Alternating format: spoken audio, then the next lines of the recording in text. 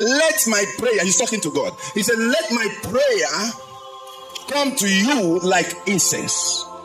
Then he says, and the lifting up of my hands as the evening sacrifice. So he's saying, let the lifting up of my hands represent or replace the evening sacrifice. David is the one who said this, and at that time, they were still burning physical incense.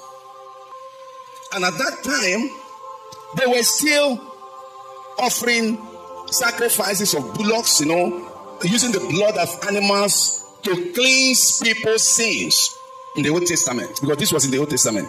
But David saw differently. David was a prophet. How many of you knew that before?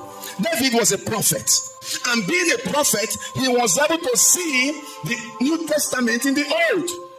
So this man says that right now, in the New Testament, our prayer now represents incense. And then the lifting up of our hands is now a sacrifice. So what he's saying is that whenever, look up here, whenever you lift up your hands like this to God, that's why I told you last time, every time that we come to minister, watch men who truly know the Holy Spirit.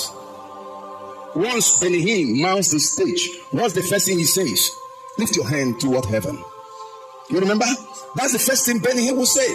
Lift your hand toward heaven. The very first word that always leaves his mouth is lift your hand toward heaven. And you see, your Yakulum is the same way. First thing, lift your hand toward heaven.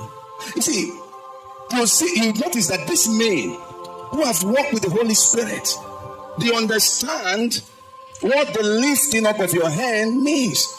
It's a sacrifice. So now we come to church because you don't know. We say, lift your hand toward heaven. And somebody say like this, you're chewing gum. Look at me.